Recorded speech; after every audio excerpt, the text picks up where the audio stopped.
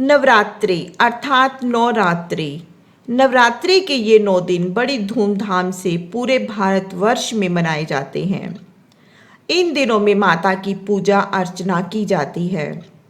प्रथम दिन माता का दरबार सजाकर माता की मिट्टी की मूर्ति बनाकर रखी जाती है। कलश स्थापित किए जाते हैं तथा माता की खेतरी बोई जाती है। अखंड ज्योत जलाकर 9 दिनों तक माता की स्तुति की जाती है।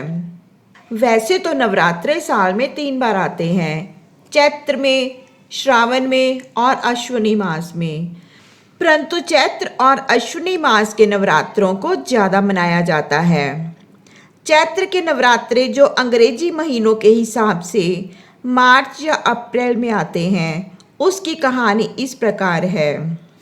महिषासुर नाम का एक राक्षस था। वह बहुत ही शक्तिशाली था। पूरे संसार में उसे कोई भी परास्त नहीं कर सकता था। उसने और भी शक्तिशाली होने के लिए कई वर्षों तक तपस्या की। मौसम की आंधियाँ, वर्षा, सर्दी, गर्मी, भूख, प्यास, कोई भी उसे उसके तप से हिला ना सके। उसके इस कठिन तप को देखकर ब्रह्मा जी उसके सामने प्रकट हुए और वरदान मांगने के लिए कहा। तब उसने कहा कि मैं इतना शक्तिशाली बन जाऊं कि संसार में कोई भी मुझे मार ना सके।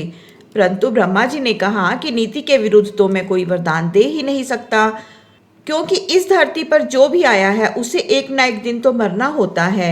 हाँ, तुम अपनी इच्छा अनुसार अपनी मृत्यु का कारण तय कर सकते हो। तब उसने कहा कि मेरी मृत्यु किसी स्त्री के हाथों से हो। उसे लग रहा था कि कोई स्त्री में कहाँ इतनी शक्ति होती है कि मेरे सन्मुख खड़ी भी हो पाए। ब्रह्मा जी ने तथास्तु कहा और अंतर ध्यान हो गए। वरदान पाने के पश्चात वह पहले से भी ज्यादा अत्याचार करने लगा। उसके अत्याचारों से तंग आकर सभी देवता भगवान विष्णु के पास गए। त्रिदेवों ने और सभी देवताओं ने अपनी अपनी शक्तियों को एक जगह एकत्र किया। इस तरह सभी की शक्तियां जब एकत्र हो गई तो एक स्त्री की उत्पत्ति हुई। वह दुर्गा माँ थी, जो सिंह पर सवार थी, जिसके 18 भुजाएं थी।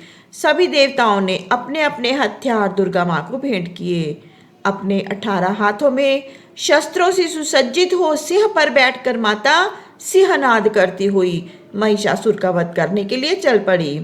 9 दिनों तक यह युद्ध चलता रहा। 10वें दिन माता ने त्रिशूल से महिषासुर का वध कर दिया और वह अहंकारी राक्षस मारा गया। देवताओं ने माता की स्तुति की, पुष्प बरसाए। तभी से ये 9 दिन युद्ध वाले जो है वो नवरात्रों के रूप में मनाए जाते हैं।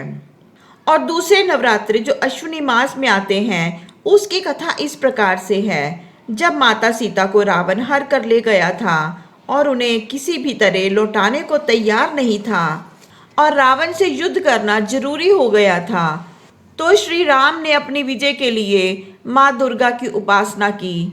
उस उपासना के लिए 108 कमल पुष्प माँ को अर्पित करने के लिए रखे गए। रावण ने अपनी माया से एक पुष्प चुरा लिया। जब श्री राम ने देखा कि एक पुष्प कम है तो उन्होंने अपने बाण से अपनी एक आंख निकालकर उसे अर्पण करना चाहा। तो तभी देवी दुर्गा वहां पर प्रकट हो गई और श्री रामचंद्र को विजय का आशीर्वाद दिया। उधर रावण भी अपनी विजय के लिए माँ दुर्गा की पूजा कर रहा था। उस समय हनुमान जी एक ब्राह्मण का रूप बनाकर वहां ब्राह्मणों की पंक्ति में बैठकर मंत्र उच्चारण करने लगे।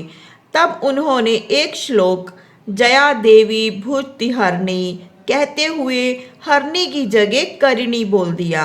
हरणी का अर्थ होता है भक्त की पीड़ा हरने वाली और करनी का अर्थ होता है पीड़ा देने वाली। इससे माँ दुर्गा कुपित हो गई और रावण को सर्वनाश होने का श्राप दे दिया। इस प्रकार तब से अश्विनी माह में भी माँ के नवरात्रे मनाए जाने लगे।